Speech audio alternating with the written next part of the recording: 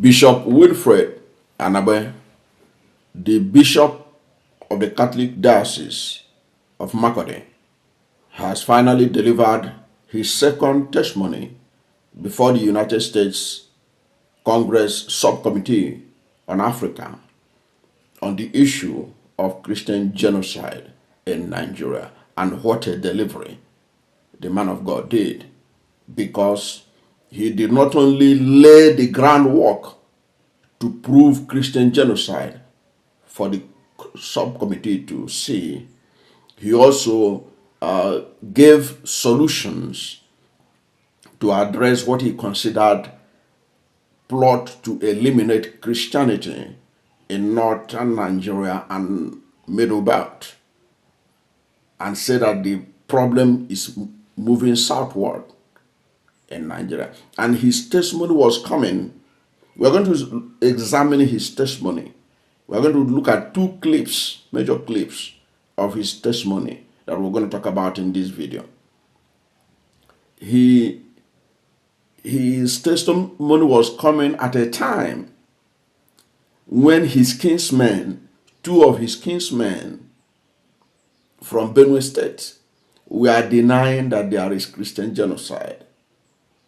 His former governor, George Akume, who is now the secretary to the federal government, is insisting that there is no Christian genocide in Nigeria. His incumbent governor, who is also a Reverend Father, Hyacinth Alia, had been on record, is on record, saying there's nothing like Christian genocide in Benue State. That people are throwing up the word genocide, playing politics.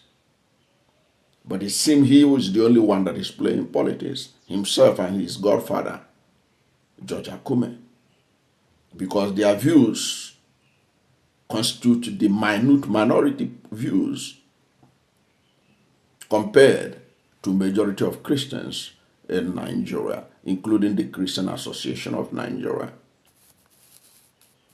So we are going to look at, first of all, the groundwork that the bishop led to show that what is going on in Benue and the middle belt of Nigeria constitutes genocide, because his governor, Reverend Hyacinth Alia, is claiming that what is going on in his state is just killings, that it didn't meet the requirement for UN classification of genocide. Watch.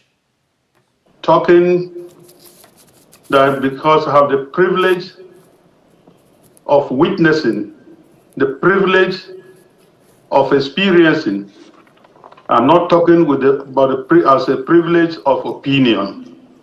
Mr. Chairman, ranking members, distinguished members of the subcommittee, thank you for inviting me back to testify on the escalating crisis of Christian persecution and genocide in Nigeria.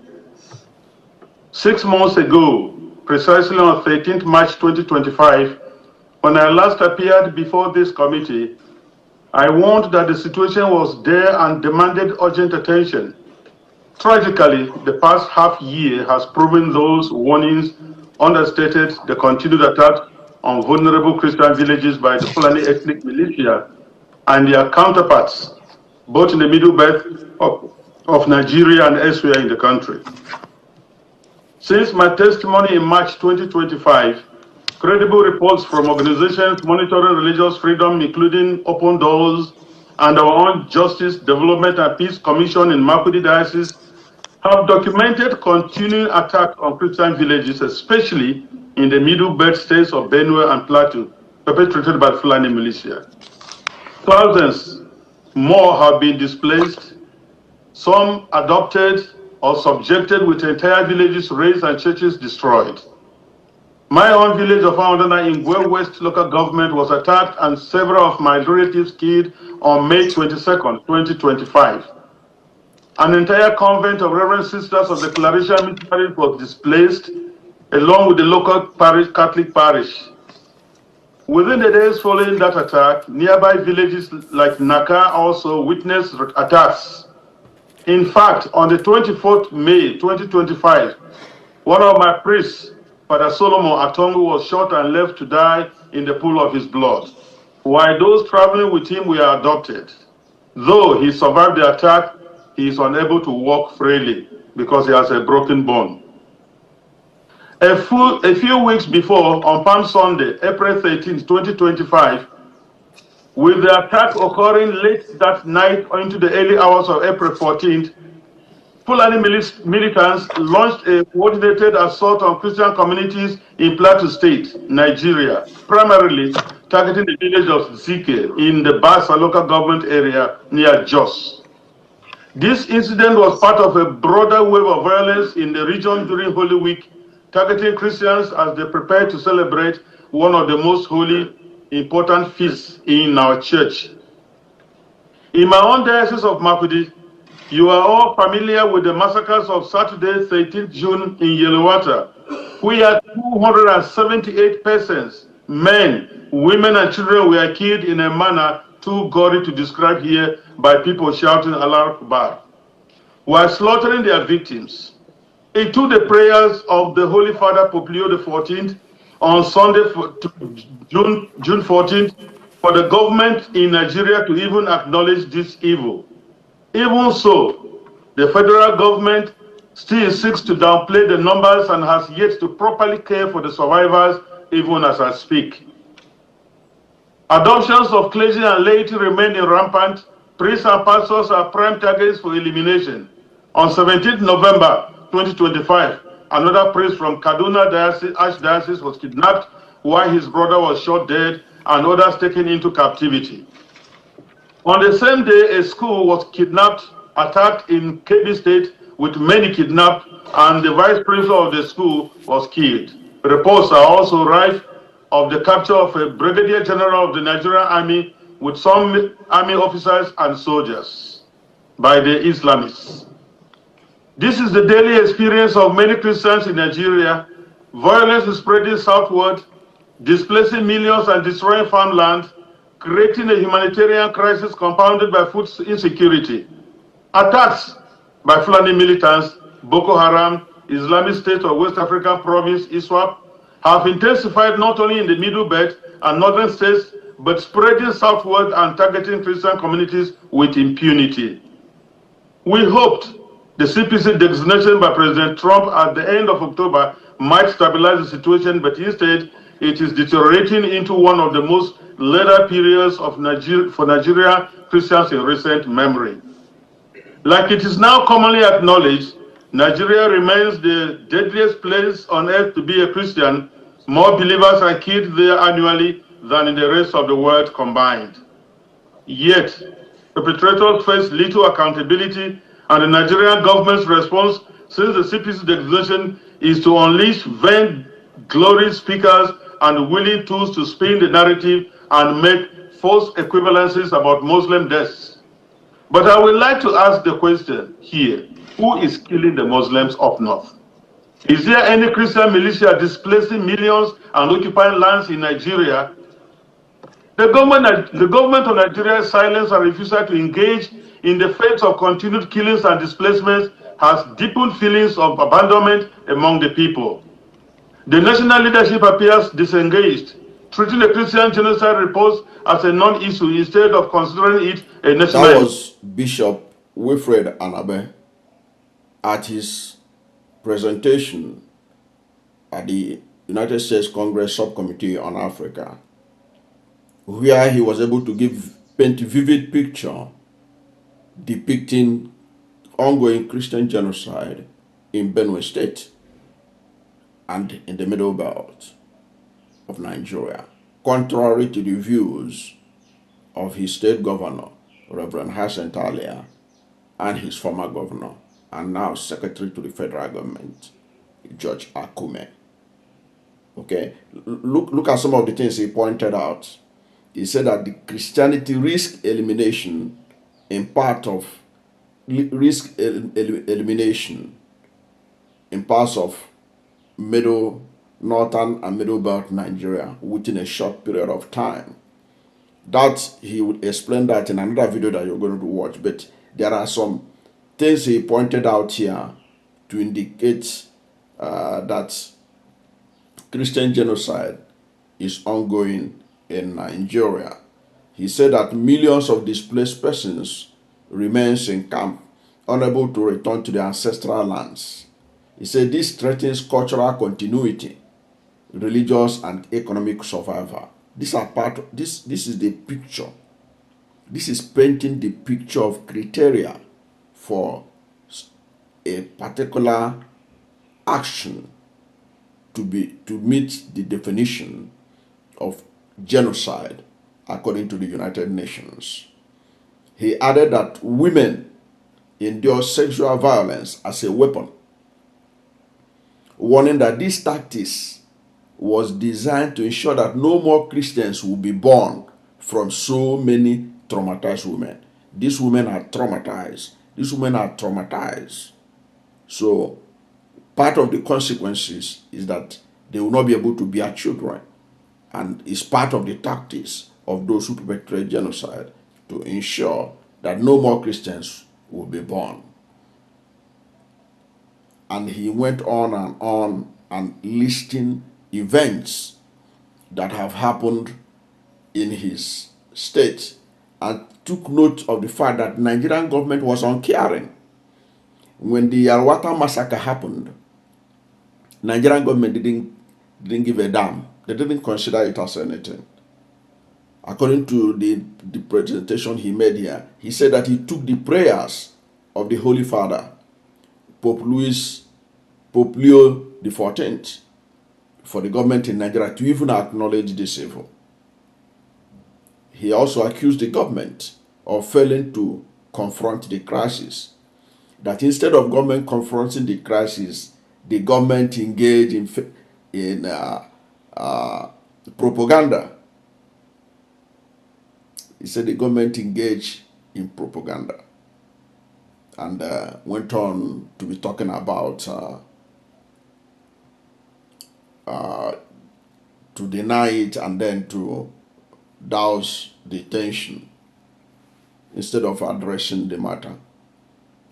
According to him, he said that extremist groups, including militant Boko Haram, ISWAP, are now pushing further south, worsening food insecurity and creating one of the largest displacement crises in Africa.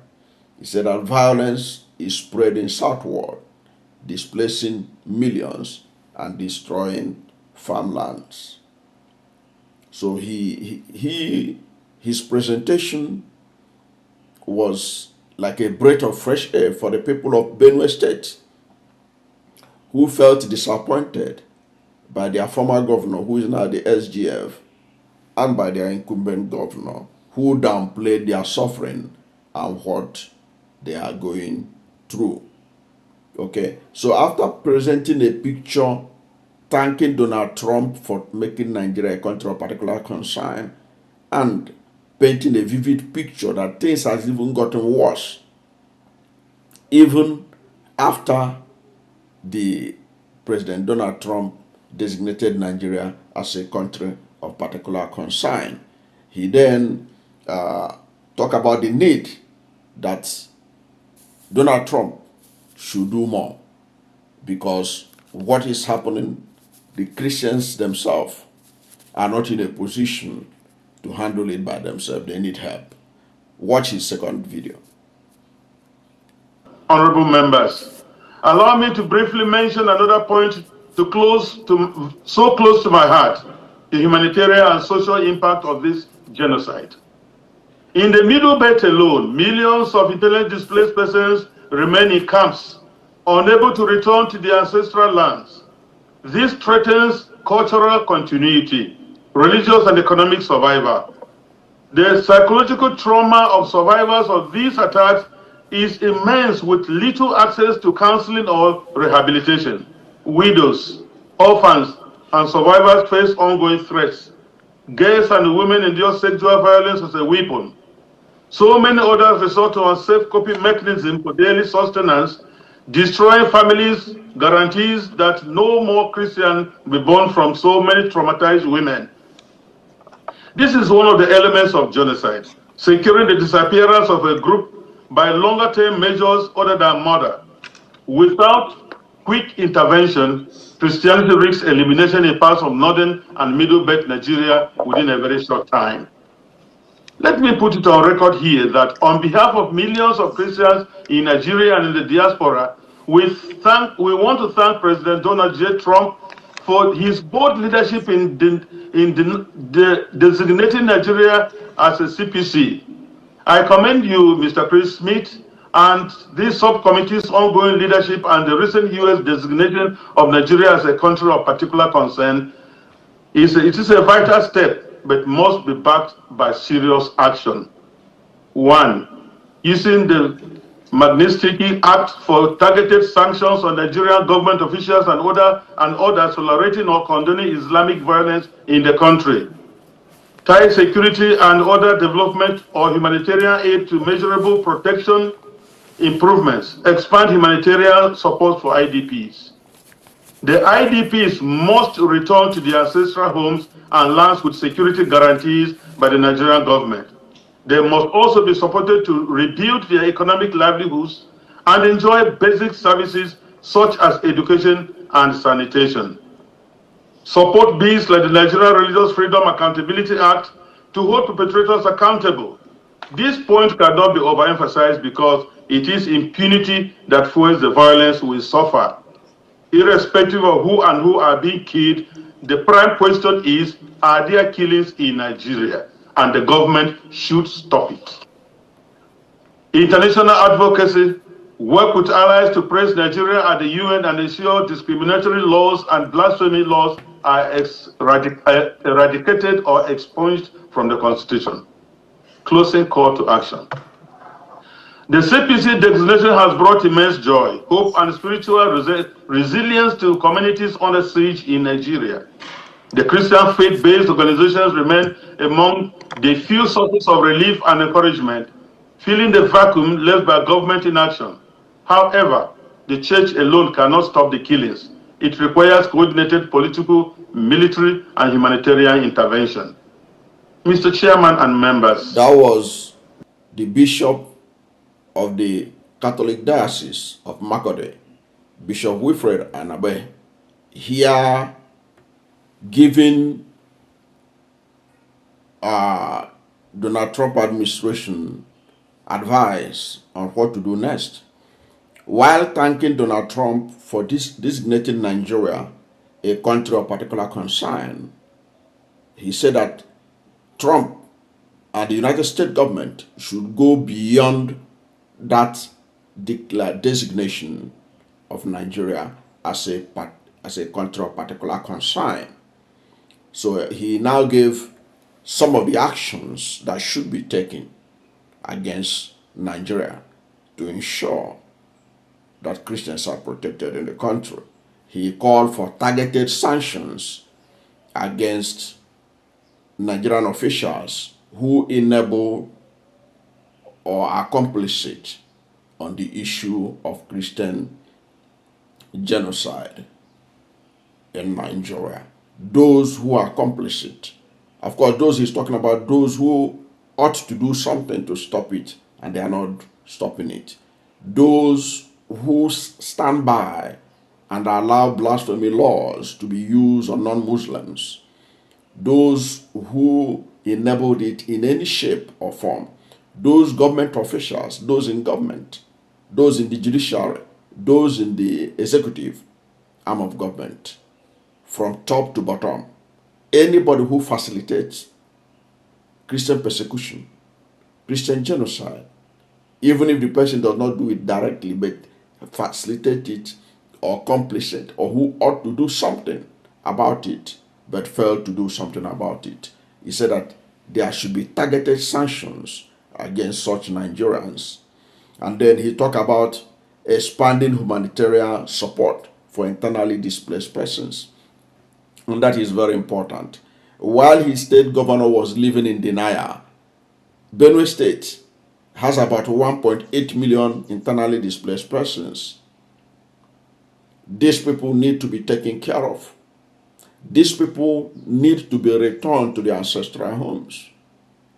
when you listen to the governor of Benue State talking that there's no genocide in his state, and he's sitting atop of a state that has such huge number of IDPs, but he's more concerned about playing politics. Remember, there was a time he was trending because Peter Obi, the former governor of Anambra State and former presidential candidate of Labour Party, wanted to visit Benue State to assist the IDPs. This man was politicizing it. But this is the same person that liked to accuse others of playing politics. He was the one that stopped Peter Obi from coming to assist these IDPs. Okay? And what he was interested in is developing new settlement for those displaced from their homes. And Bishop Anagbe said, we can't take it. Bishop Anagbe is against it. Look at Benue State. How much does Benue have that they could be able to build decent accommodation for IDPs away from their ancestral homes? Bishop Anagbe is insisting that the action that Trump must ensure is that the Nigerian government resettle the IDPs, go and drive away the terrorists that have taken over their land. Because there was a video I showed you the last time where Professor Daniel Saro, former Vice Chancellor of Ahmadu Bello University, he listed communities that have been taken over allegedly by herdsmen. And Nigerian government did nothing about it. So this man is insisting that whatever Trump is doing should look into expanding the humanitarian support for internally displaced persons. Okay, and he is more particular about returning them to their ancestral homes and driving away the terrorists that have taken over their communities.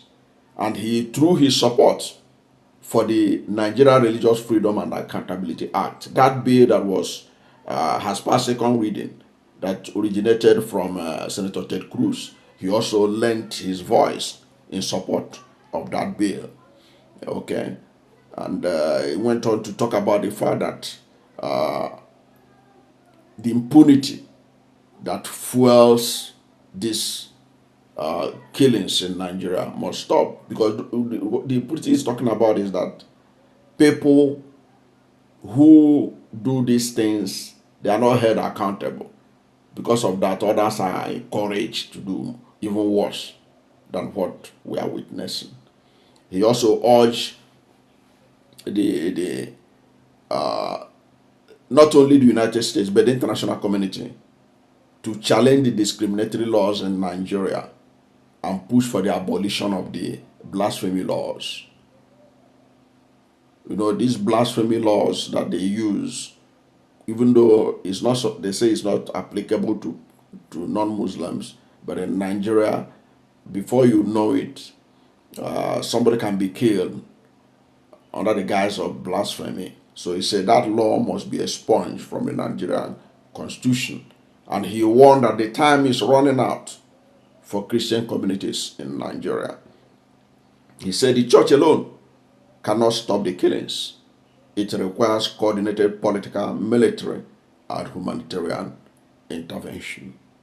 I don't know what to think about his presentation, but I think the man has reinforced the presentation he made in March by showing proof that the genocide he talked about in March is intensifying and that it has to stop, and that Nigeria needs the help of the United States in stopping it.